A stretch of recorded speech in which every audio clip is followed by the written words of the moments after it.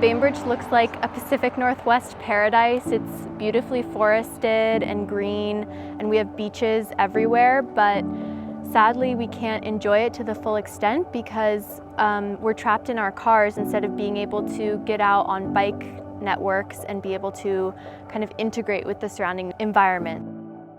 My name is Barbara Tolliver. Inspired by a need to address climate change, GreenWays is a grassroots effort to influence city policy, led mostly by an intergenerational group of women.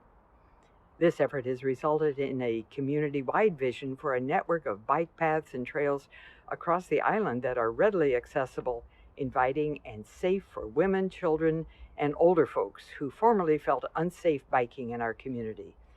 This first project is a proof of concept on a formerly perilous stretch of a popular roadway, which includes curves, hills, and multiple blind spots.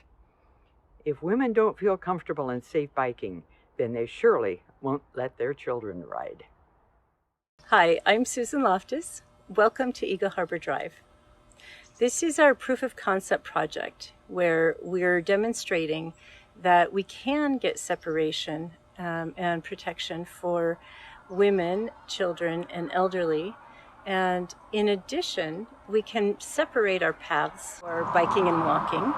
And in addition to that, we can restore our natives, take away the blackberries, and make a very appealing, enjoyable bike ride for everybody, children, elderly, women, as well as men. Hi, I'm Kaylee. I'm the leader of Youth for GreenWays, which is the student arm of Bainbridge GreenWays. I think the best thing about this bike path is that it will allow women and children to have independence on the island at any age. When you're 8 years old on the island, you heavily rely on your parents for getting to school or to your friend's house or anywhere else, and so you don't really have independence as a young person.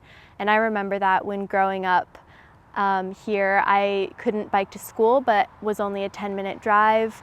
And my mom and my dad spent a lot of time just driving me to and from places. And I remember that being a huge burden on my mom's work day.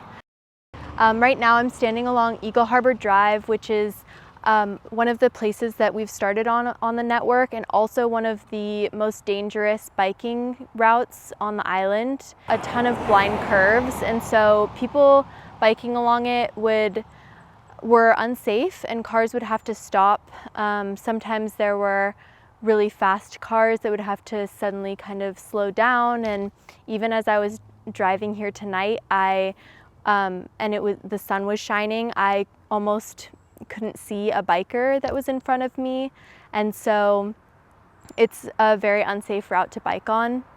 The goal of this network is to make these unsafe routes and really all roads on the island safer for bikers and walkers. Our idea behind it is that if we design for women and children and the elderly and really prioritize designs that work for them, we'll make a network that's safe enough for anyone on the island to use. Students, we've been able to kind of spread the word to other people to get involved in outreach to the community. So we've been writing letters to City Council to vocalize our support for this network. And we've also been trying to involve other students in advocacy to make sure that they really understand the full impact of this project. Because students are going to be the ones that are the most affected by this. They are going to be growing up on the island for future generations. They just get to enjoy so many benefits from this project. We want to make it really functional for women who have so many things going on in their lives as mothers or as workers, and for children who need to get to school or to their activities or to their friends' houses.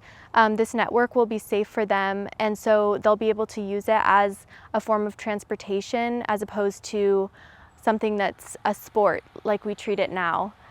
I think that this will also allow people to get to where they need to go, do their errands much more easily, and will ultimately be able to reduce our island's carbon footprint by 90% by 2045, which is a huge impact. It will allow us to really protect this island for the future and serve as a model for other communities around the world and around our country to base their transportation systems off of, because ultimately we aim to not just transform our community, but so many others.